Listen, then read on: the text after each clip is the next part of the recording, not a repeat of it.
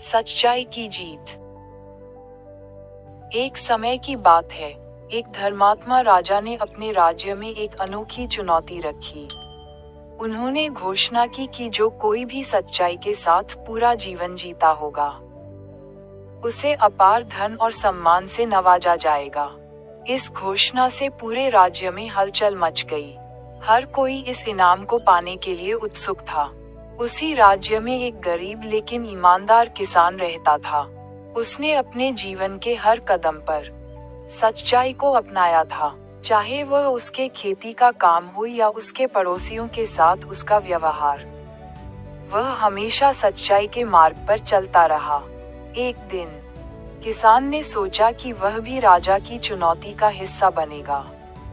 वह राजा के दरबार में गया और अपनी सादगी और ईमानदारी की कहानियां सुनाई।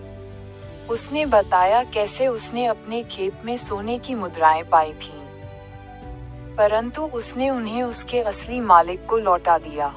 कैसे उसने अपने पड़ोसी की भूलवश भेजी गई अनाज की बोरी उसे वापस कर दी थी। राजा उसकी कहानियों से प्रभावित हुए। उन्होंने महसूस किया कि किसान ने न केवल शब्दों में बल्कि कर्मों में भी सच्चाई को अपनाया था। राजा ने उसे इनाम के रूप में सोने के सिक्के, नई भूमि और राज्य में सम्मानित स्थान दिया और आश्वासन दिया कि उसकी सच्चाई और ईमानदारी का राज्य भर में गुणगान किया जाएगा। इस घटना से प्रेरित होकर अन्य लोगों ने भी सच्चाई के मार्ग को अपनाने का संकल्प लिया।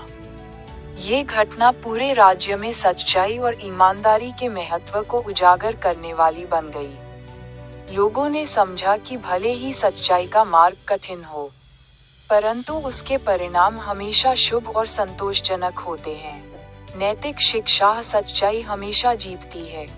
ये कहानी हमें ये सिखाती है कि सच्चाई का मार्ग चुनना हमेशा फलदायी होता है और अंत में यही जीत की कुंजी होती है।